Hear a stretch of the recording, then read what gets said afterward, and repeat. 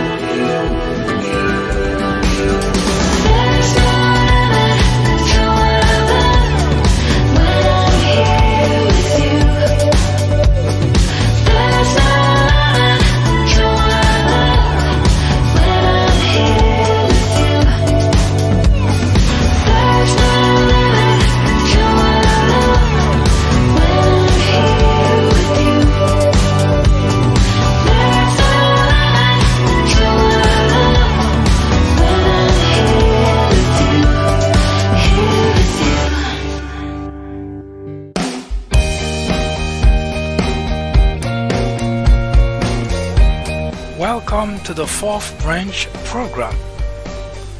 Glad you can make it. I am MD.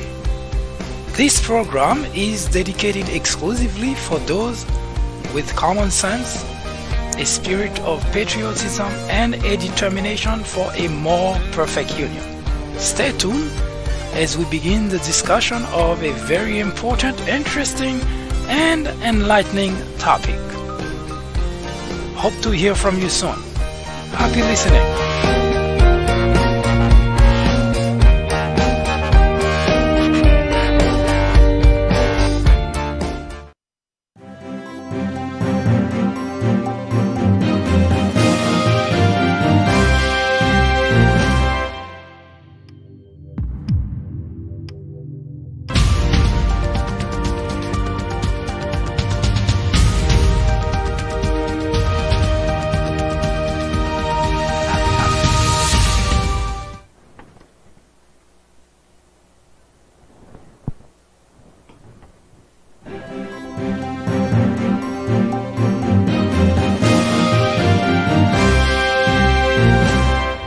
Hello everyone, I am MD and this is the 4th branch program.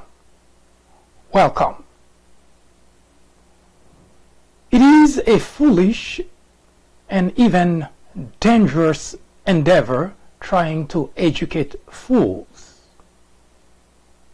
The risk of not trying, however, is much greater, not only for these generations, but for many future generations. Hi, my name is Mike Duchenne, MD for short. Today, we will talk about a number of topics, all of which will show us a number of issues we have in this country, which prompted us a while ago to claim that America is in crisis. Some of those topics we will debate today are race relations in America. We will also talk about something that's been in the news for the past few days under the banner The Green New Deal. We will also show why this is also important in the grand scheme of the state of affairs in the country. We will talk about a very sensitive issue that most, especially those on the Donald Trump camp, would find troubling, which is we as a country must demand the impeachment of Donald Trump.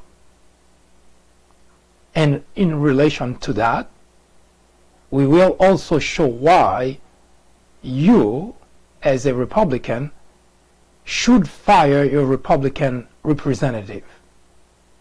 All that coming up as we bring to you the various issues the country has been confronting and why those issues can be resolved if only we have representative and elected officials who are willing to do the job for which we elected them. In 1996, a small network by the name of Fox News was launched with just 17 million viewers. Today, with over 100 million people watching regularly, Fox has become the greatest threat to our democracy, constantly bombarding the airwaves with false information, distortion of facts, and outright lies presented to its audience as news. Fox has created an army of blissful ignorance. According to a survey, 82% of Fox viewers are ignorant of facts and the truth. To keep millions of people in ignorance, not only prevents democracy from flourishing, but it also clears the path to authoritarianism, to dictatorship. Martin Luther King Jr. said, "Nothing in all the world is more dangerous than sincere ignorance and conscientious stupidity." Let me finish by saying that democracy cannot survive in an environment where truth and facts do not matter. At Fox, truth and facts do not matter. Indeed, democracy in America is in jeopardy.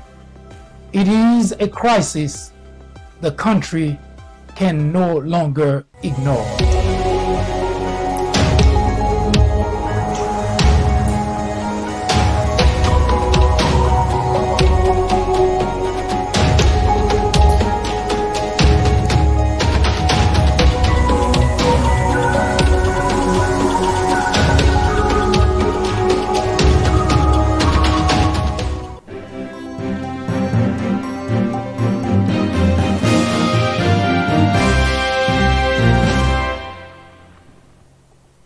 We mentioned here in this program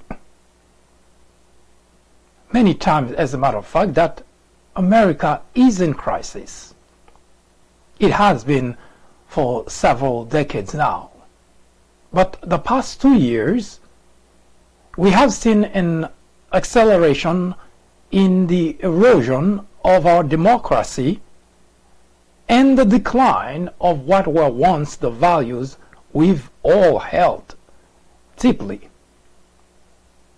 It is not the fault of just one individual.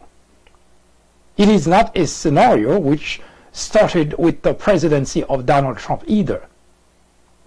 With the complicity of the Republican legislators, representatives who are more concerned about their political career over the loyalty to the country, and organizations such as Fox, which are more interested in filling their coffers, even to the detriment of the nation. Future generations may not have much of a country to be proud of. Today, as mentioned earlier, we will discuss some of the topics which have contributed to the erosions of our democracy. We will begin with race relation. When we come back, we will discuss how costly it is to be ignorant in the era of Donald Trump. In 1996, a small network by the name of Fox News was launched with just 17 million viewers. Today, with over 100 million people watching regularly, Fox has become the greatest threat to our democracy, constantly bombarding the airwaves with false information, distortion of facts, and outright lies presented to its audience as news. Fox has created an army of blissful ignorance. According to a survey, 82% of Fox viewers are ignorant of facts and the truth. To keep millions of people in ignorance not only prevents democracy from flourishing, but it also clears the path to authoritarianism, to dictatorship. Martin Luther King Jr. said, "Nothing in all the world is more dangerous than sincere ignorance and conscientious stupidity." Let me finish by saying that democracy cannot survive in an environment where truth and facts do not matter. At Fox, truth and facts do not matter. Indeed, democracy in America is in jeopardy. It is a crisis the country can no longer ignore.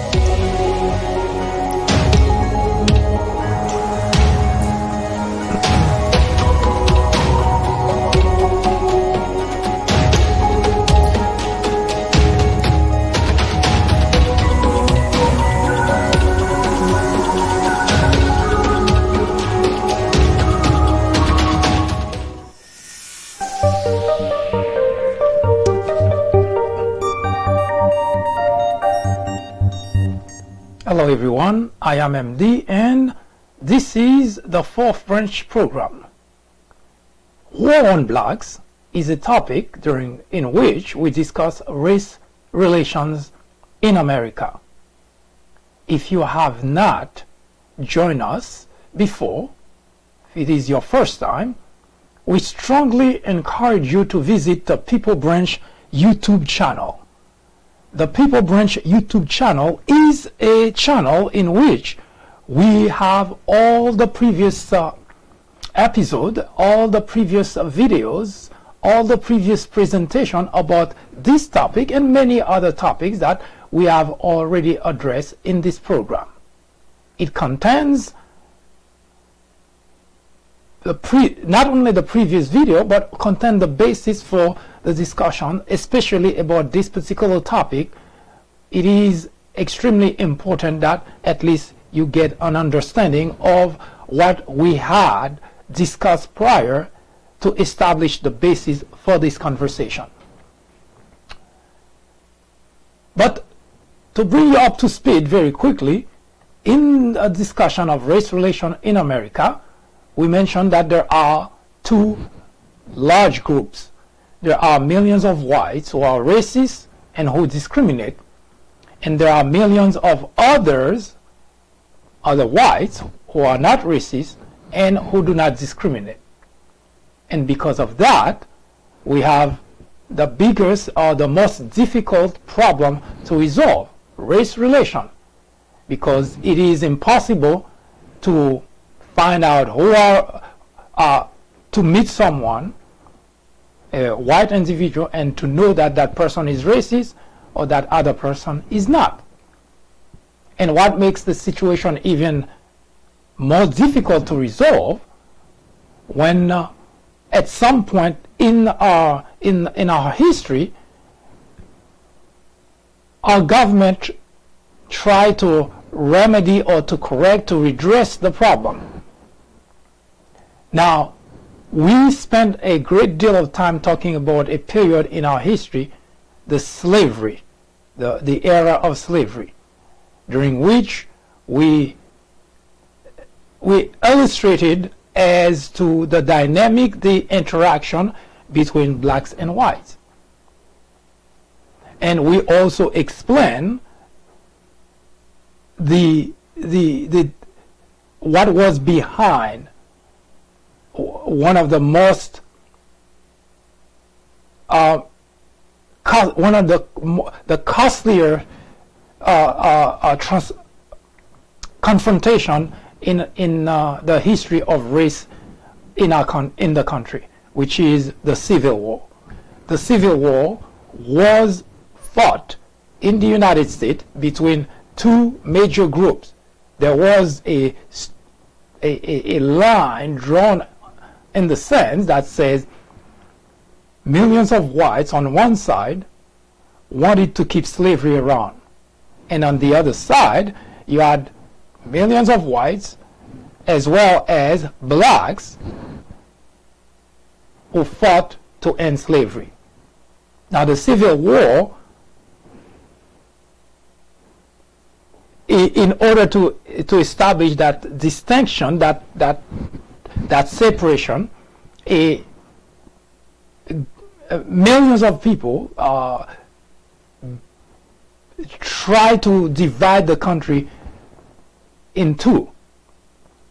One side of the country would accept, would nurture, would condone slavery, and the other side, of course, would not. Now, because, well, since the United States has been in existence, there has always been just one government, one president, one form of government. As such, at that time, Abraham Lincoln, being the president of the United States, and also against slavery, decided to fight the other side, which wanted to secede from the country at that time called the Confederate State. and the side that was fighting against slavery, the Union. Now, we mentioned before, the reason today we have the problem of racism and discrimination is not something that just happened that the past couple of years or the past couple of decades.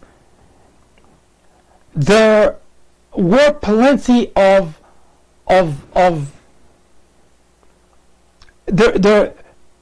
it is a system, a structure that is in place, and that system allows racism and discrimination to continue to be rampant in the United States.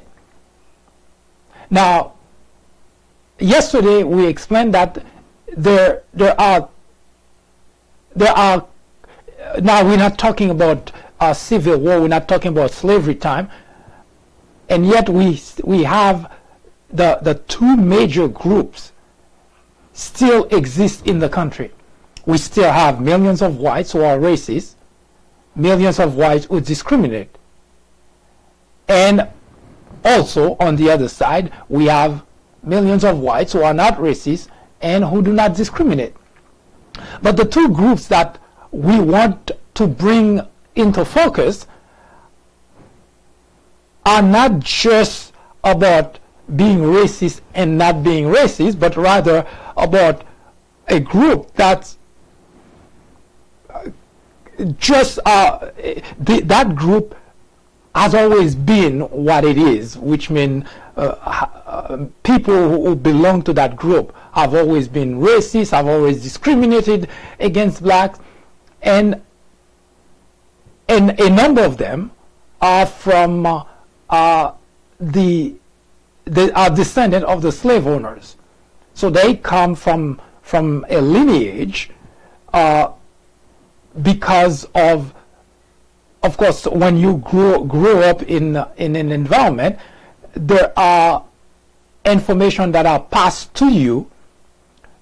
Now, you have no way of knowing whether those information are true or not, because they were passed to you by your parents, who also got in those information from their parents, and so on and so forth.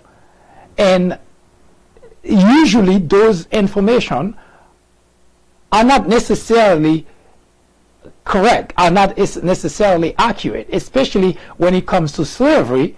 There are a lot of information that were passed from one generation to the next, and those are not, we cannot even say they're not accurate, they're just completely false information. We started to explain why we say that, but today we're going to take a few examples of racism and discrimination. And what we are trying to do at this point, since we have crossed the Civil War bridge, if you remember, we talked about that bridge, which is the bridge that separates today from the era of slavery, the time that when blacks were slaves and when it was just okay to do whatever to blacks and there was absolutely no punishment for that. Yesterday we presented to you cases in which we show that that has not changed a bit. In the past it was the slave owners who could do anything to black slaves, punish them whichever way that they feel like, including executing them, and there would be no punishment whatsoever. Today, it's not the slave owners, it's the cops on the street who can gun down an unarmed individual, usually a black individual, and that cop would walk away without any sort of punishment. In fact, what makes it even worse is the fact that our society usually comes up with a way to justify it. Now, as much as that defies logic, because it has to, no one in his or her right mind can come up with a way to justify a police officer, armed police officer, emptying his weapon on an unarmed individual and come up with a justification to say, oh, that was okay, that was justified. Only here in America, only on blacks individual, that such reasoning can take place.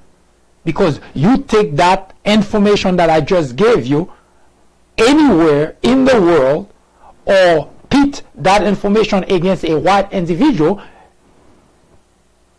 no one can tell me that you can come up with the conclusion that it was justified. You may recall in Ohio, there was a kid, Tommy Rice, 12 years old, was playing with a toy gun. At that, we're talking about a colored gun, green, red, those type of gun. And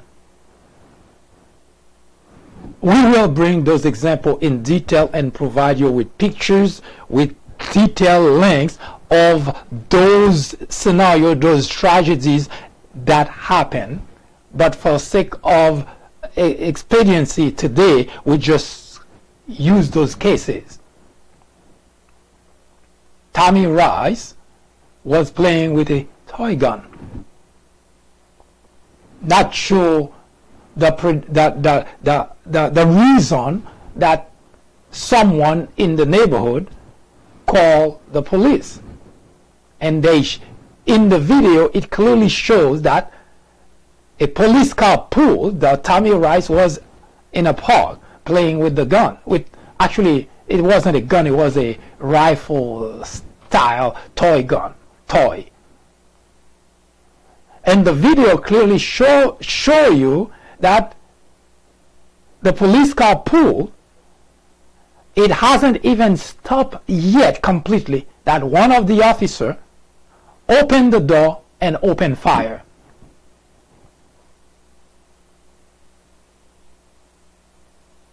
And that happened a year or so ago. It could be a little bit longer than that. But as we bring that information to you, we'll give you all the detailed date, time, and so on and so forth. But one aspect of that story that I just gave you, the officer has nothing to pay for it. And that was not an isolated case. This is the state of affairs here in the United States, especially in relation to blacks. So when we use the banner war on blacks, it's not an exaggeration, and it's not sensational. It's not for sensationalism that it's used. It's used because we want to point to the fact that blacks have been suffering a lot of casualties in the hands of the nation. Law enforcement, whose primary job is to serve and protect. That's what they say.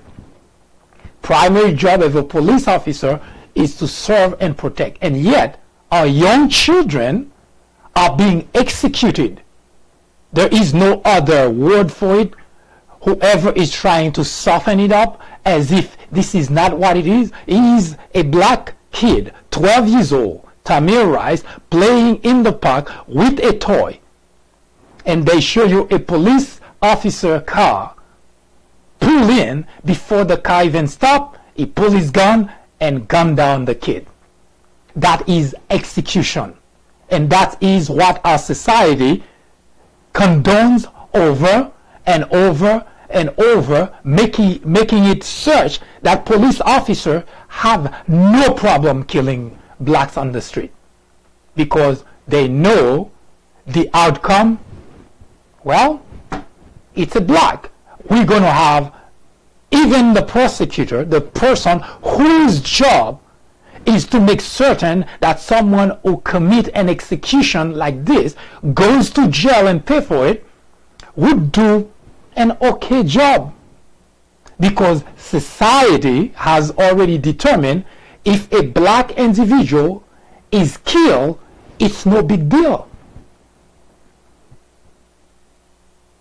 I pointed out yesterday that in 2017, I use 2017 because we don't have the latest stat of 2018. But in 2017, in London, England, now there were a total, I believe, of either 16 or 17 people altogether killed by cops. Now the reason we focus on one is because all the others were involved in terrorist act and they were killed. There was only one individual who was not involved in terrorism act, and one individual who was not armed, one individual who was killed by cops in England, London, in 2017. Here in America, 942 men were gunned down and 53 women by cops.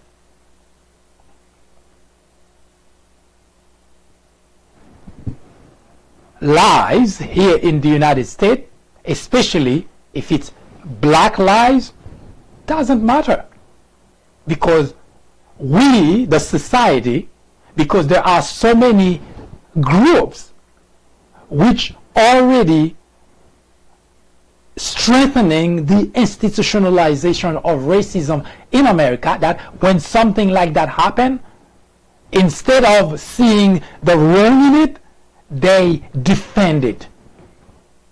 Because if it's black, if it's a black individual, it is okay to kill him. So yes, there is a war on blacks.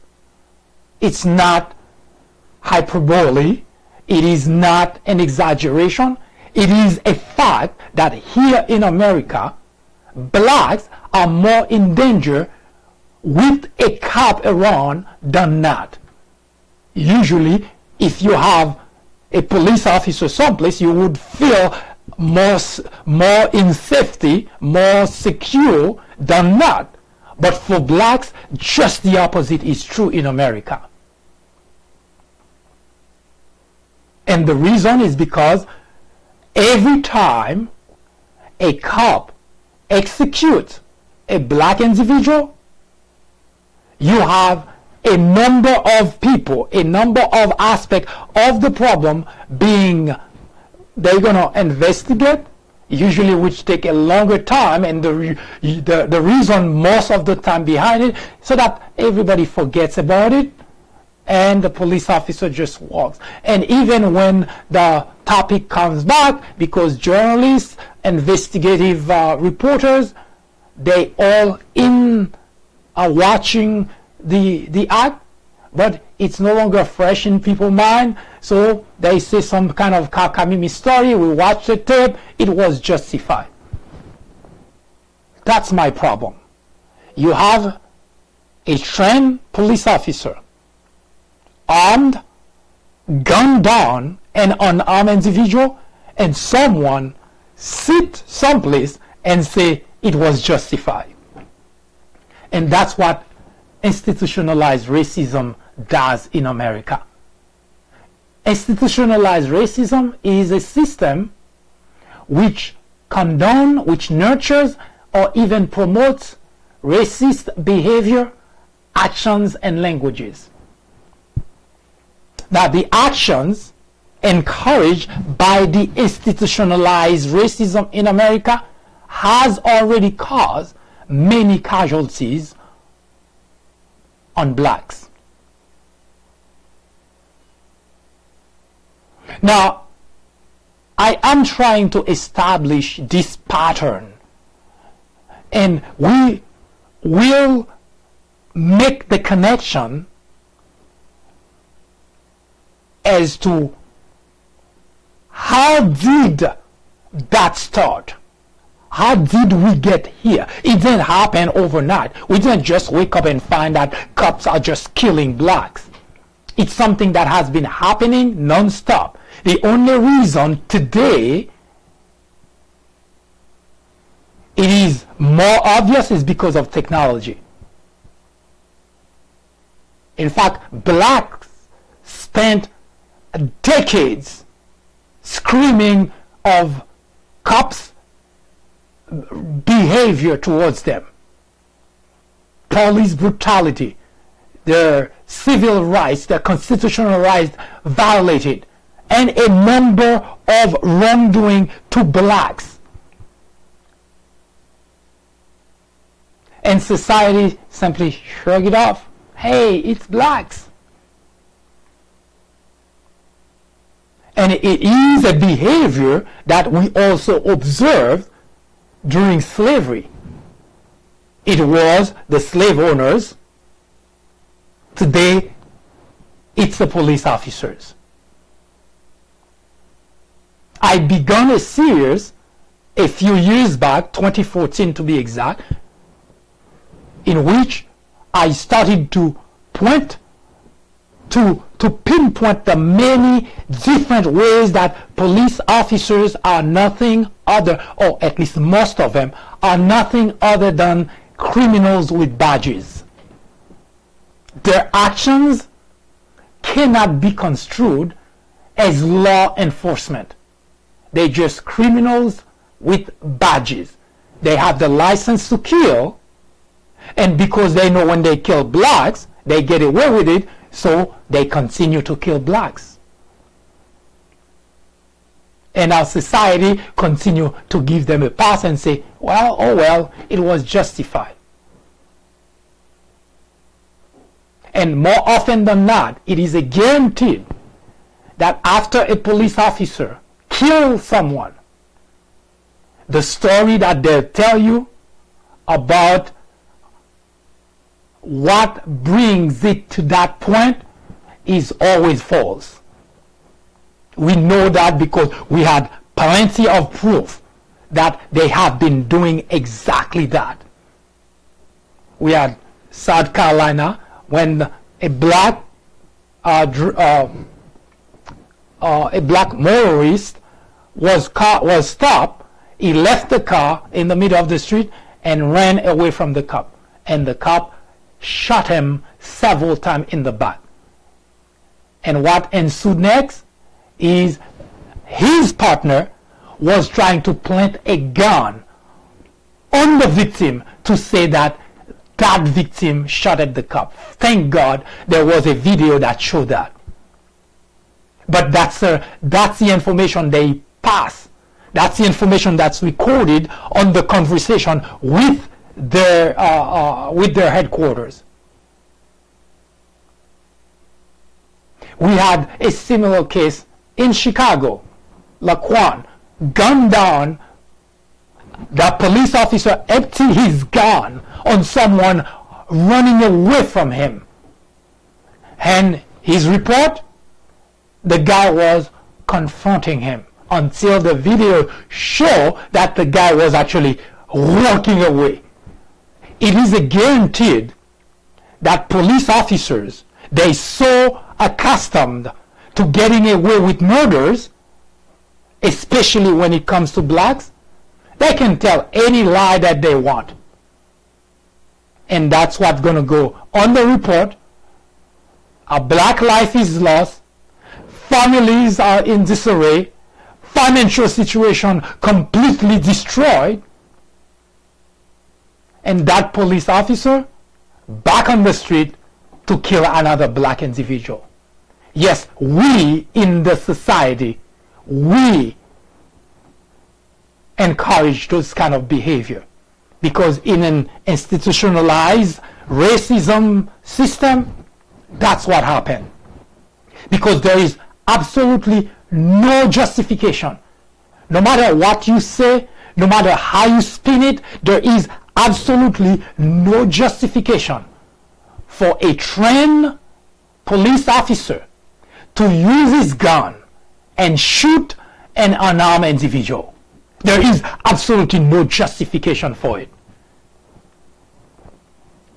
In America, every time a police officer executes an individual, it's justified. Hi, I am MD, host of the Fourth Branch program. War on Blacks is a topic added to the Fourth Branch programming in order to discuss the intricacies, the complexities of race relation in America. The goal is threefold. 1. To bring attention to the various forms of prejudice, discrimination, and racism in the country. 2. To expose the undeniable presence of such in every aspect of life and every corner of our society. 3. To extricate us all from the ignorance, the indifference, or the complicity.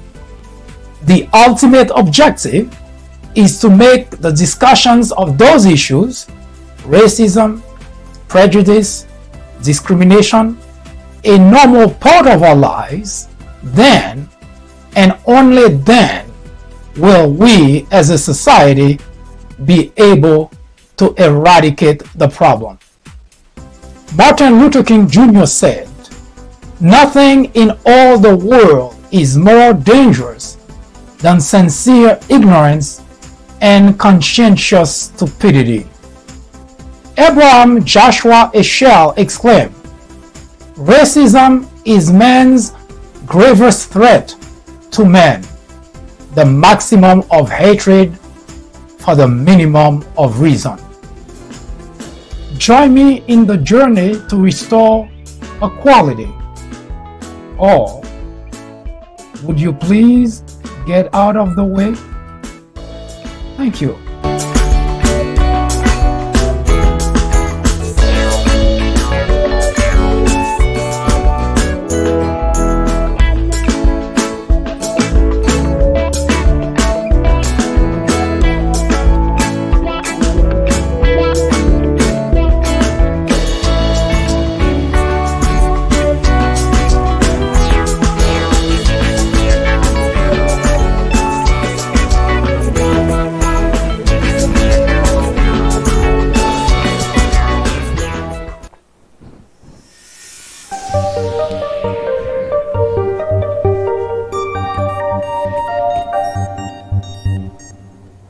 We mentioned before that we as a country must demand the impeachment of Donald Trump. Now I know Trump supporters shrug it off, curse, call all kind of names for demanding that the President of the United States must be impeached. This is not a statement that I made lightly. You may not necessarily recall, but I mentioned several times here that I was the first who actually argued on behalf of Donald Trump's candidacy for the presidency of the United States. I defended the candidacy of Donald Trump during the primaries against all those who were ganging up against him. I defended the candidacy of Donald Trump even during the general election when there was a Never Trump movement.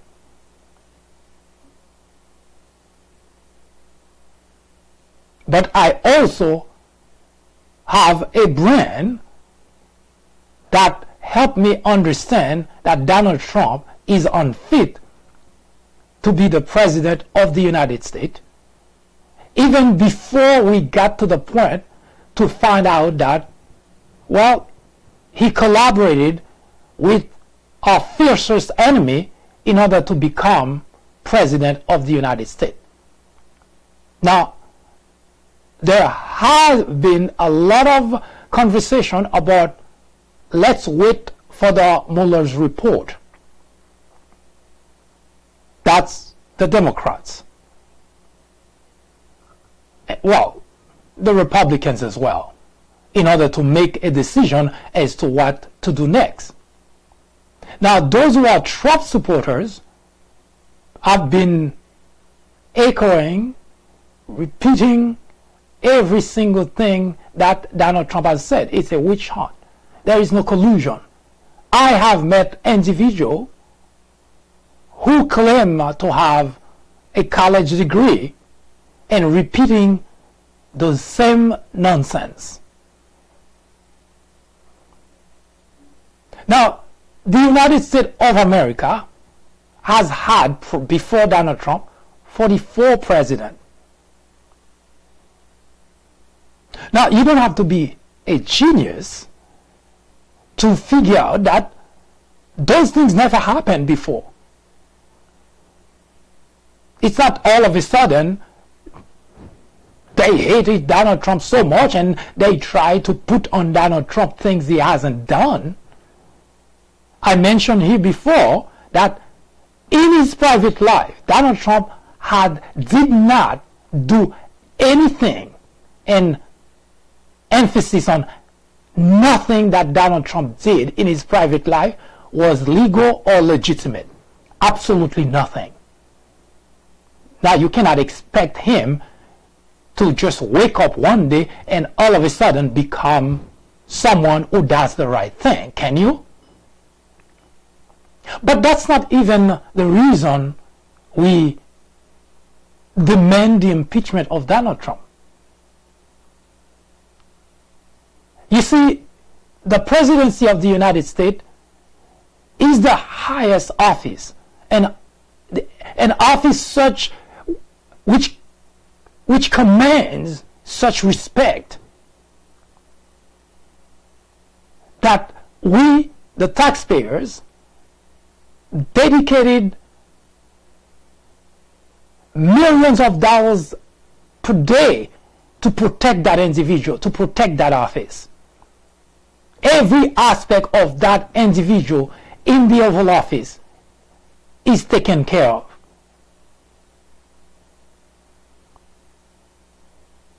That's how much we value that office.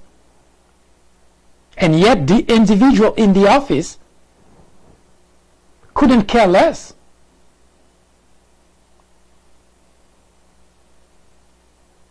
You only need to spend a minute or two with Donald Trump to know that everything that he says is a lie.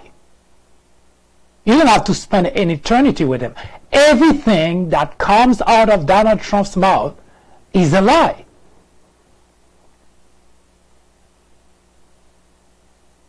In other words, Donald Trump demeaned the office of the presidency.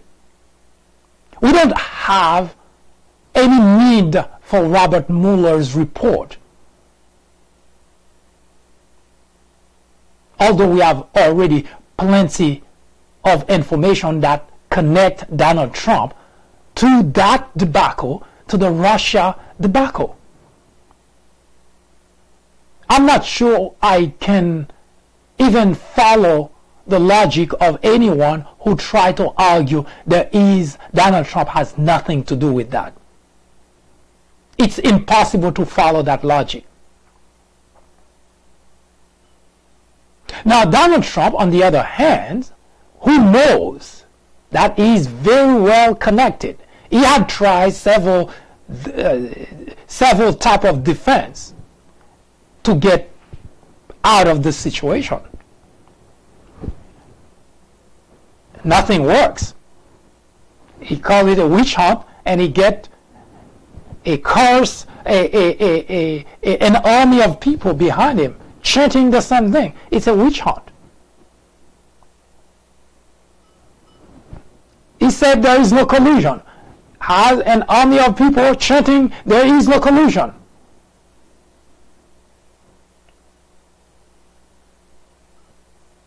Now, he had tried, along with a lot of individuals, providing him support. People actually in the legislative branch, such as Devin Nunes, Jim Jordan, Mark Meadows, a number of people whose job would have been to hold Donald Trump accountable, in order to preserve the integrity of the Oval Office, they also the one helping to destroy the importance of the presidency. And that's why I mentioned before that you should fire your Republican representative is a topic that's closely related to Donald Trump must be impeached. Now, after trying everything, including trying to derail, fire people who could find out what was going on, and so on and so forth, as if you were to be someone with even an average level of intelligence, those actions cannot possibly escape you. Because there is no way in the world you could see those actions done by Donald Trump and then come to the conclusion he's innocent.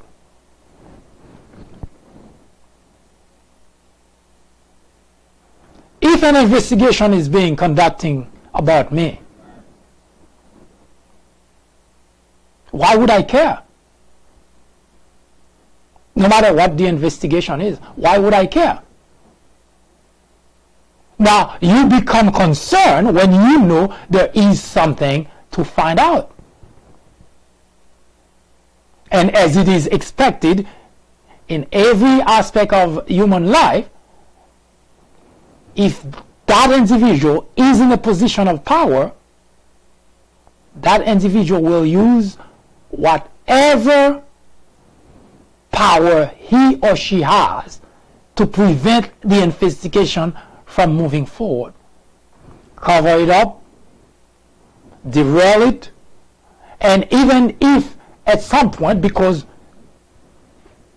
if you live in this country, you know Donald Trump had tried everything possible to put an end to the Mueller's investigation. Why? Have you ever asked yourself that question?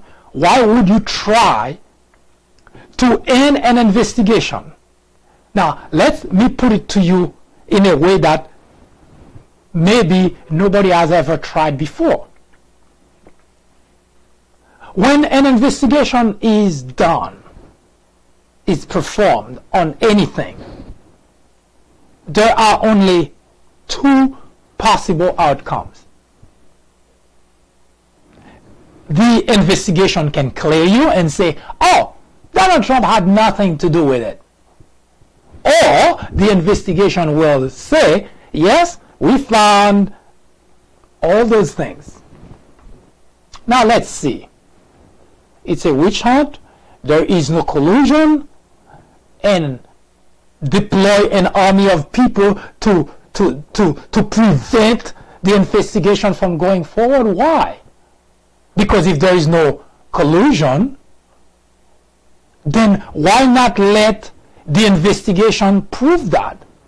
Because that's the only two ways an investigation can come. The outcome of an investigation. It clears you because, well, there is no collusion. Now, why do you think? What would be one reason for you not to want that investigation to complete? After I said what I just said, the investigation would clear you, or the investigation would find you culpable.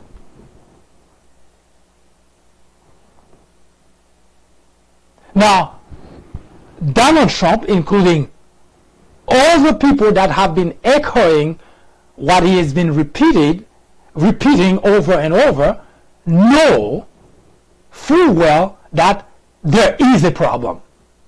Even the people that have been trying so hard to defend Donald Trump, they know there is a problem. How can I possibly know that? Just give you the logic. There is nothing. You would want that investigation to show that. Anybody would.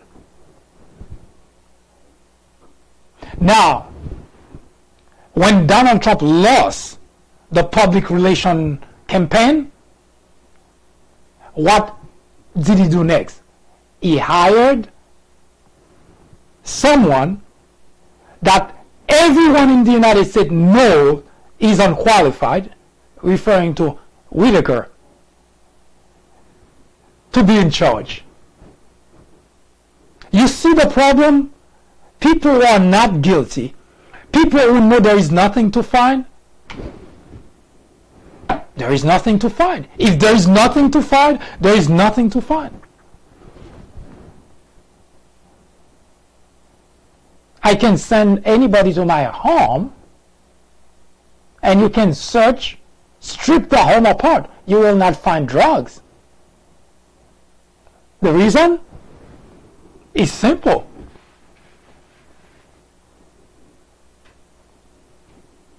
So Donald Trump, after trying everything humanly possible, he came with a brilliant idea. How can you investigate someone who is doing a great job? That was the most laughable part of the whole defense. Which brings me to an interesting, to a very interesting example.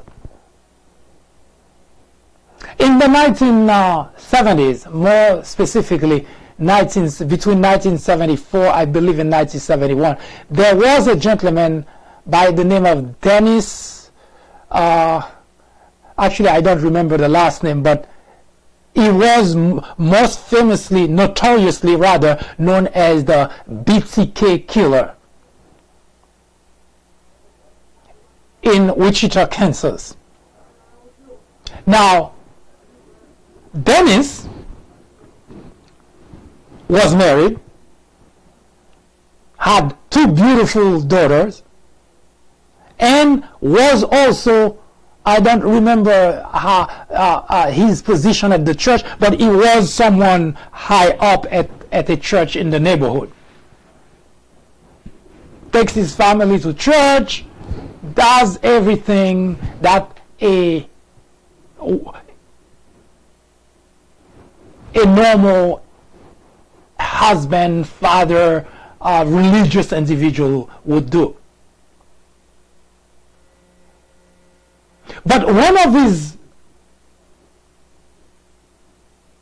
bad, his bad side that nobody knew about was that even sometime during church time, when he dropped his family at the church, he would go in an errand that may last just a couple of minutes. And during that errand, that's when he would take someone, bind the person, torture the person, and kill the person.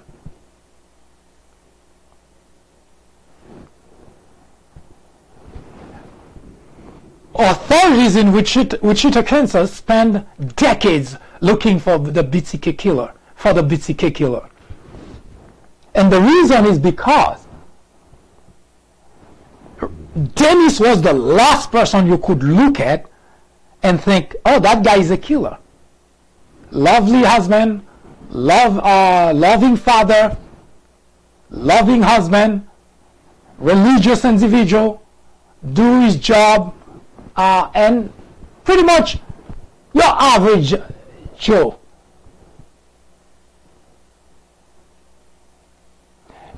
Neighbors, church leaders, all knew Dennis as a wonderful man. He started to kill in 1974. Kill. He took some break. He took breaks and then come back. He took breaks and come back. The last time he actually came back was, I believe, either in 1990 or 1991. He was actually taunting authority because he figured, how could they not be able to find me? And a year later, when he finally came back out of his, break from killing, then they finally caught up with him. He's still alive and he's still in jail. He's serving multiple life sentences.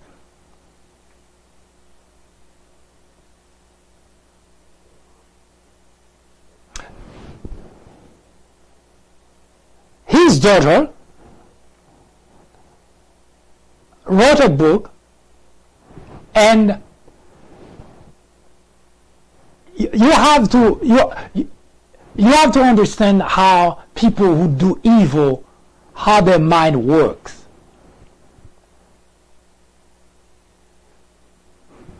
Adolf Hitler was admired and cheered and loved by many. Yes, the same Adolf Hitler that we usually call monster.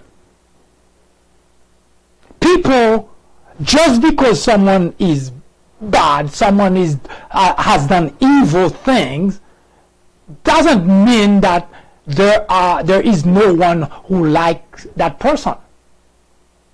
Dictators, authoritarian people who are doing the worst kind of action that we, society, we condemn. They have people who actually love them, who think they great people, who think they lovely, they understanding people.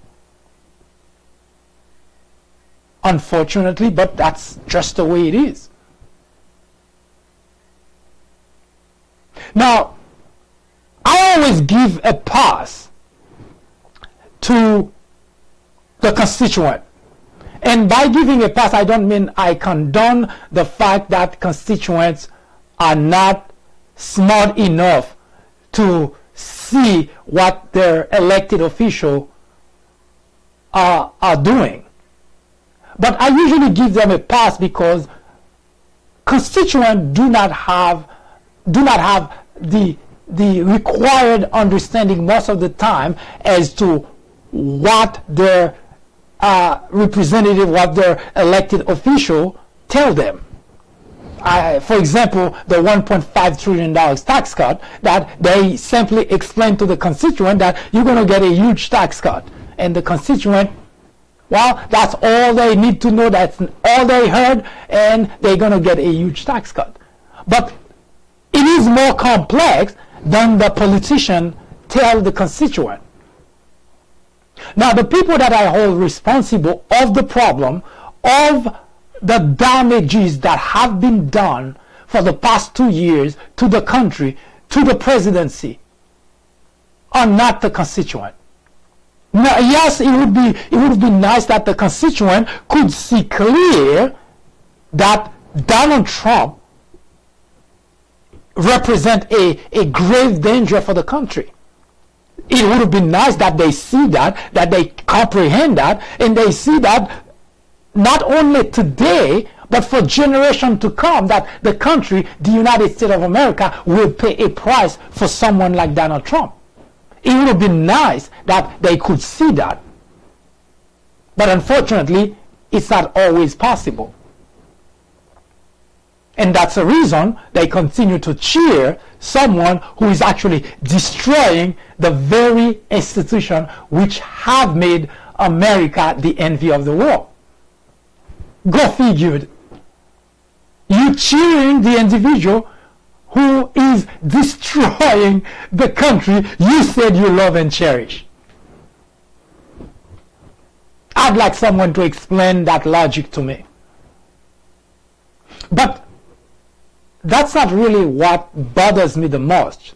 What bothers me the most is the fact that we have Republican legislators, representatives, helping doing that.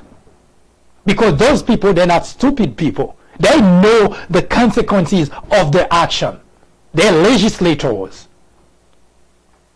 And yet, they helping. Mind you that they already relinquished the job, which is to hold the executive branch accountable.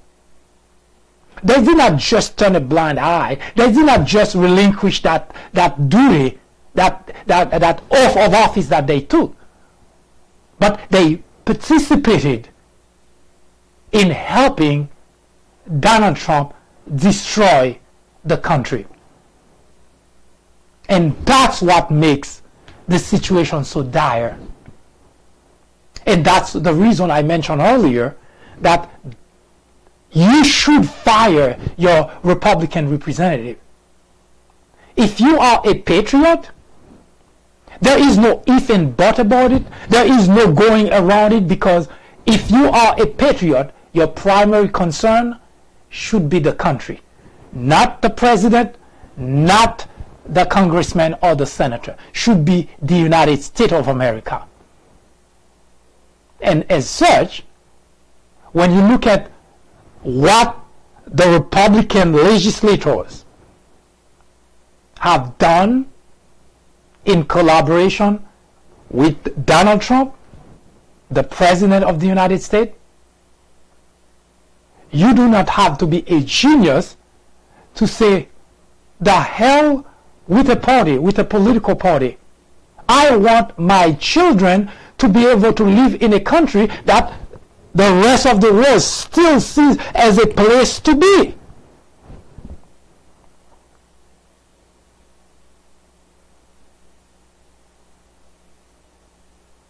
Now, if you want to preserve that, you cannot just shrug off what's been going on. You cannot just give a pass to what Donald Trump had done to the United States of America.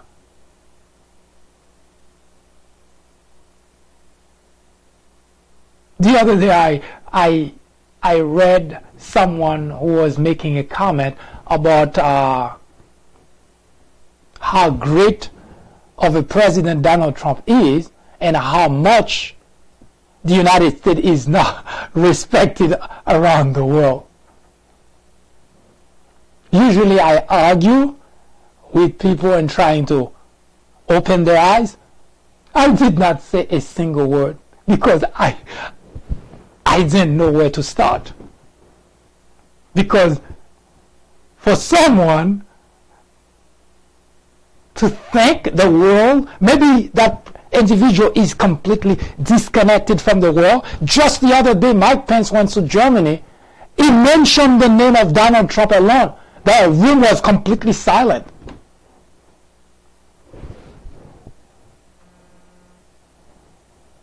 I don't know where those individuals are getting their information, but no, the United States is not respected in the world. There are only 3 countries in the world that gave Donald Trump a high mark. It's Russia, it's North Korea, and Israel. Yes, the United States is a laughingstock in the world.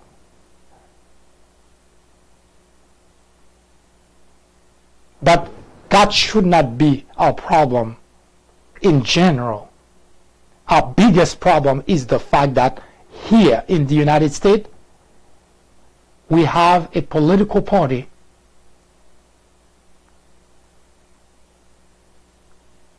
which have completely abandoned loyalty to the nation. Completely. There is no argument there. They have completely abandoned loyalty to the nation. There is no argument as to why those who took an oath to uphold the Constitution of the United States should just turn their back on the country, but they want to keep the job because that's what's most important. Which means you, the constituent, if you are a patriot, no matter how you feel about Congressman X, Y, or Z, it is your duty to make certain that person doesn't get reelected, because that person is not worth destroying our nation.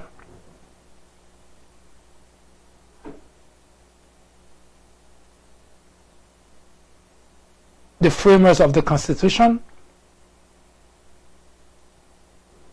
thought the whole thing through. They had 3 separate and equal branches of the government, is to prevent exactly what's happening today from happening.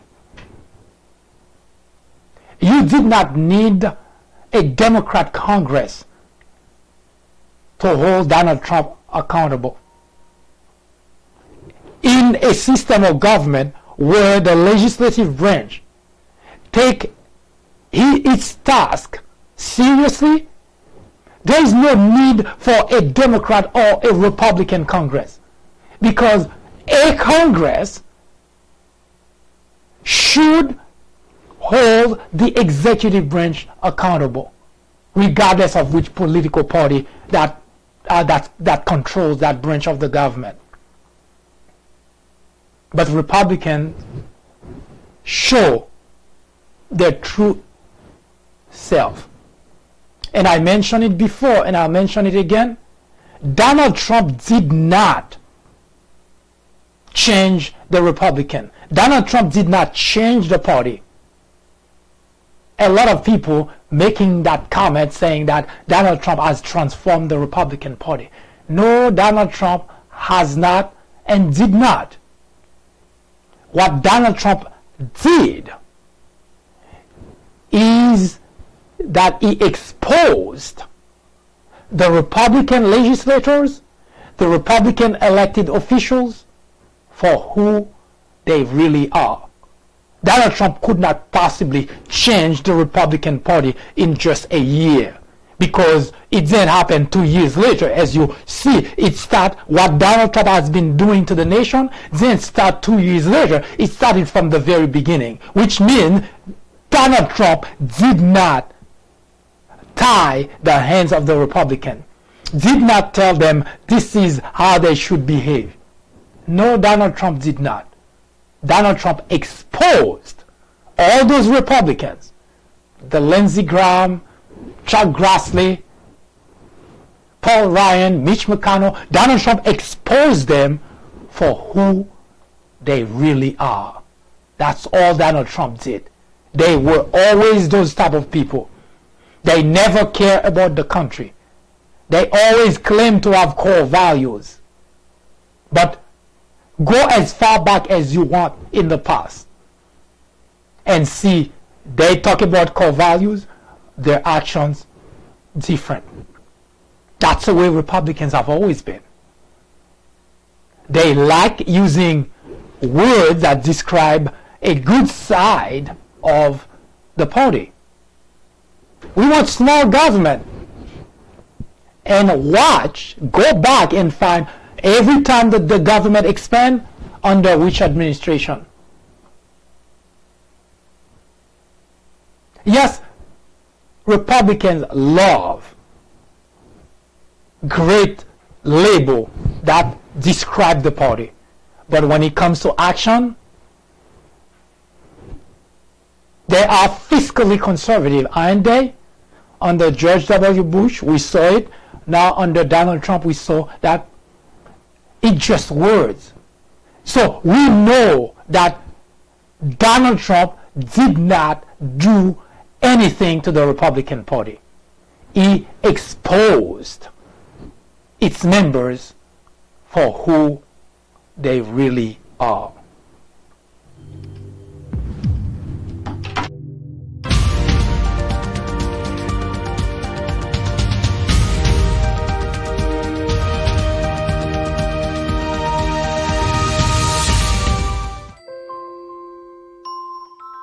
After reading several books based on presidents and on Obama specifically, I found that they're typically partisan.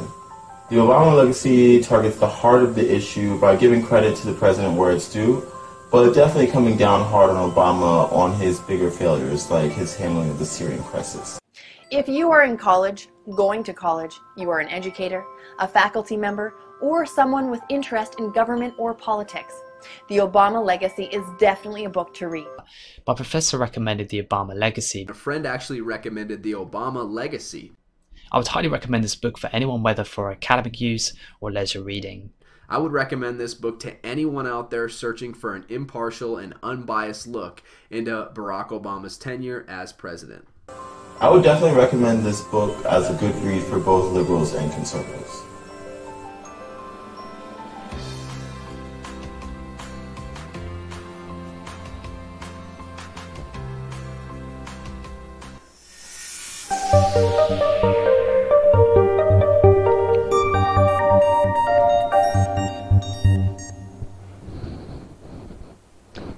So,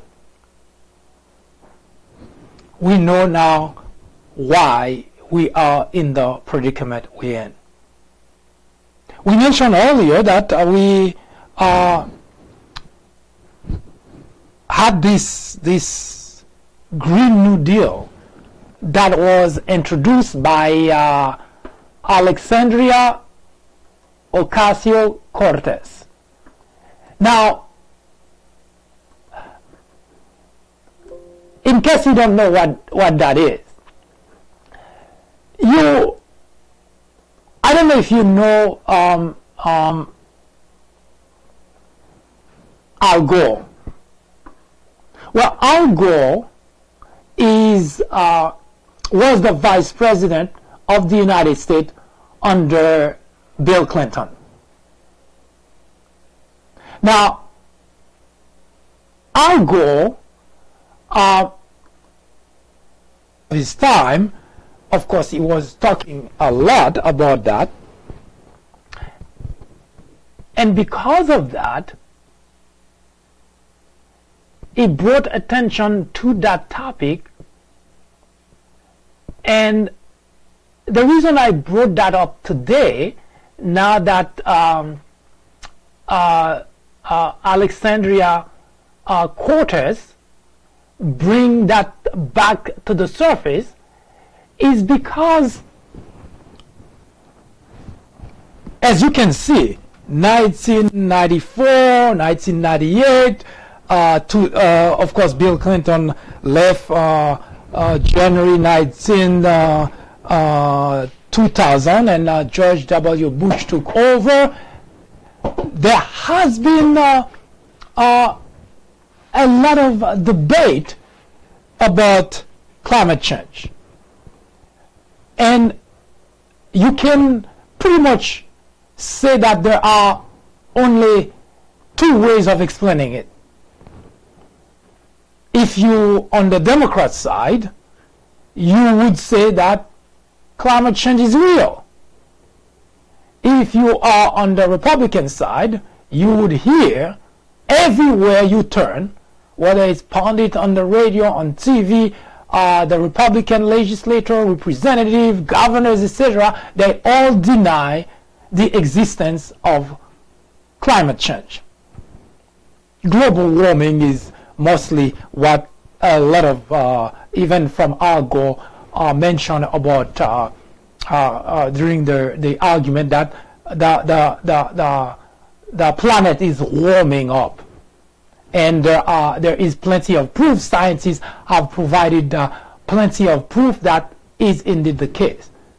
Now, just a few days ago, Donald Trump was making fun of global warming because it was so cold. It was across the country, it was pretty much frigid weather under 0 degree mostly almost everywhere. So he was making fun as to where is the global warming. Now, what Alexandria Cortez proposed is nothing new. The Green New Deal, if you want to simplify it, you would say it's simply a number of proposition, some form of legislation that would help curtail the activities that would precipitate, that would this trend, that would speed up the trend of global warming. So there would be a bunch or a number of proposition legislation that would help to slow down those activities, but at the same time also legislation that would help moving away from aspects of our lives that contribute towards global warming. Now, I don't know if you need to be a scientist. I don't know that you need to be a scientist I don't know that you need to understand global warming, but warning is something we should all pay attention to. We should all heed. You may not understand global warming, but when you are warned about something, you should not just discard the warning. You should not just reject the warning. I mentioned the other day, we do not have the knowledge to understand what's going on. We rely on scientists, on experts to tell us. Every aspect of our lives, that's the way we live. When you're sick, you go to the doctor. You don't tune in to Sean Hannity to ask what kind of remedy you should take. You don't call Rush Limbaugh to ask what does he think. You go to a doctor, an expert, someone who knows. I don't know what's so difficult to comprehend. You're not expert. Those people, they're not expert either. They don't know anything about anything. They just talk and they rely on your gullibility, on your ignorance in order for them to continue to have a job. And I say that, and I don't mean that as just, not just as a statement for the sake of making a statement. It is indeed true that people like Sean Hannity, Rush Limbaugh, Laura Ingraham, Ann Coulter, etc., those people, if they don't have an audience that actually do not know much, they do not have a job, because they have to continue to rely on your ignorance when you listen to them, when you watch them, and you continue to, which means they have an audience, they have advertising money, they can continue to tell you all those type of lies. That's how they live. So they don't want their audience to become smart. They don't want their audience to become knowledgeable. So they dumbify their audience. Why would you take advice from Sean Hannity or Rush Limbaugh or Ann Coulter or Laura Ingraham about the climate? Why would you take their words? That doesn't make any sense at all. What do they know? Now, even if we know they do not have the knowledge or the intelligence to talk about those issues. Those are too complex issues for those people. But I'm going to give the benefit of the doubt anyway. Let's pretend for 1 second that they would know what they're talking about. What would be wrong heeding warning? What would be wrong about that? Because if you tune in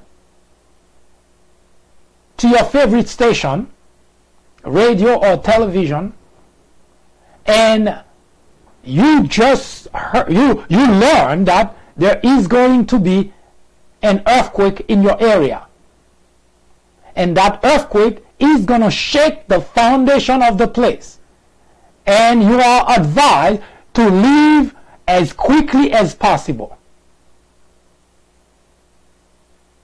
What would you do? Would you call Sean Hannity and say, is it true that there's going to be an earthquake? Of course not, because Sean Hannity is not the expert. The information comes from a place of experts, people who know and understand this type of issues. So when they issue the warning, you better listen.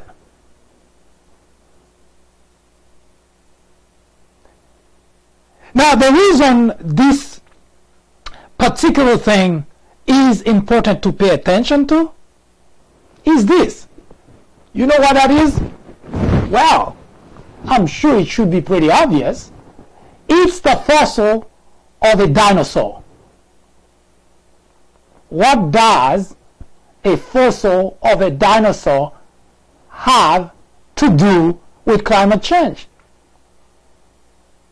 Well, for one thing, the only place you can see, you can come close to seeing a dinosaur is at the museum. That's the only place you get to see one. The reason? Because they're no longer around. Want to guess why? Guess to care why they're no longer around? Well, a number of events happen weather-wise. Flood, earthquake,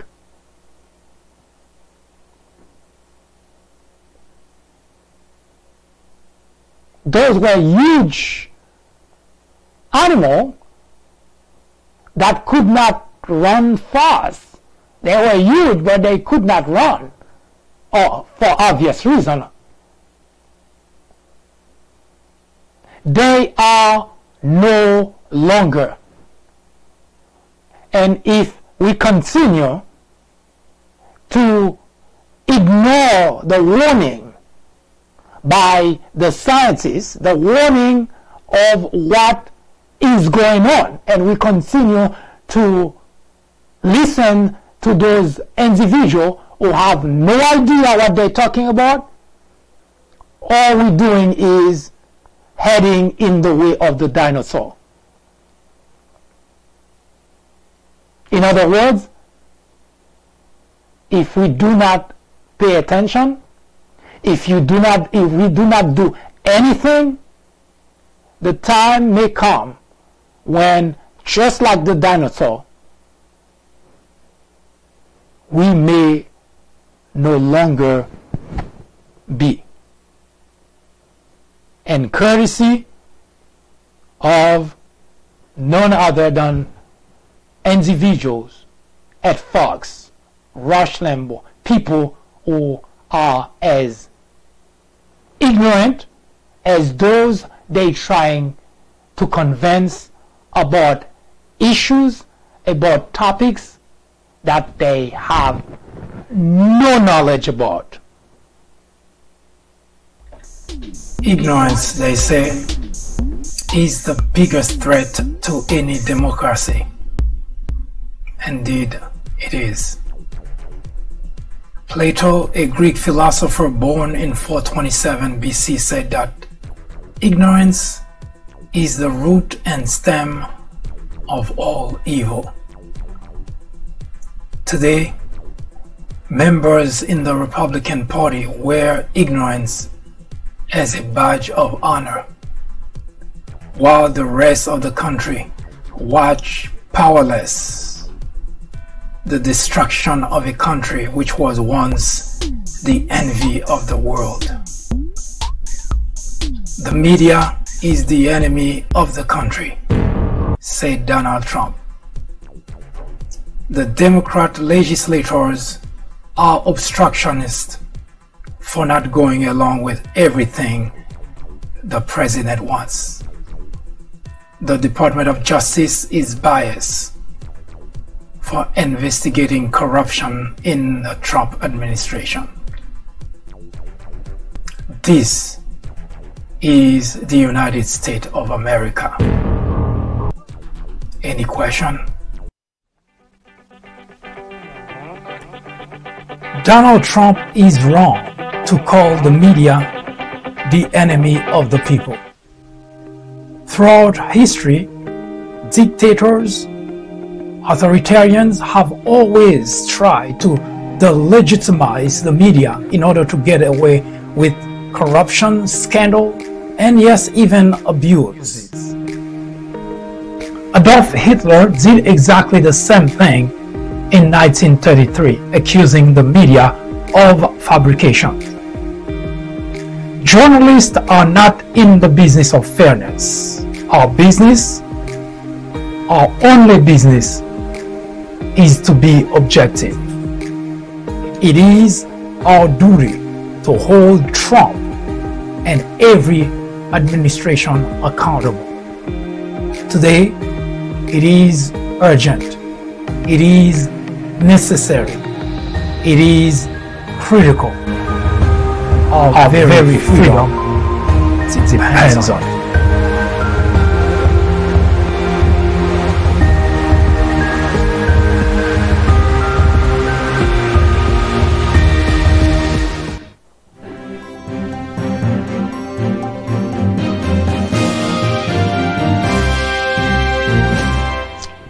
I hope you've enjoyed this program.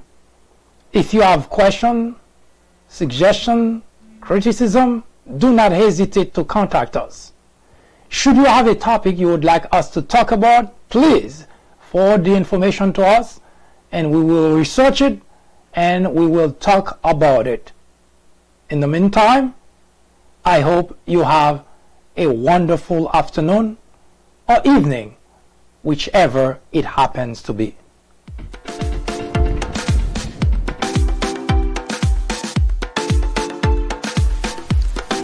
The Fourth Branch Podcast is brought to you in collaboration with the People Branch publication, which can be found on the People Branch website, located at peoplebranch.org. That's peoplebranch.org. That's peoplebranch.org website, in which you will find a number of very interesting articles.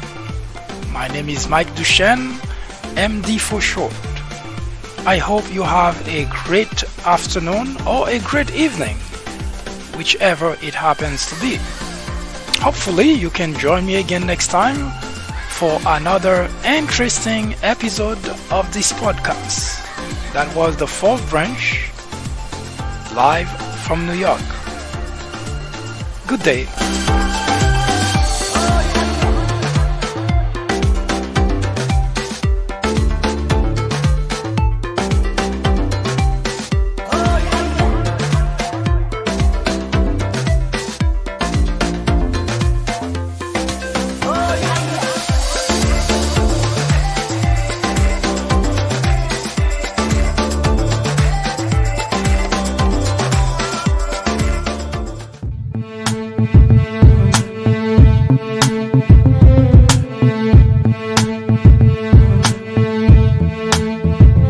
What if hip-hop never existed? Question. Do you think there'd be as many heads screaming out, stop snitching? What if Adam and Eve ain't eat the fruit? You think we'd be able to see the truth?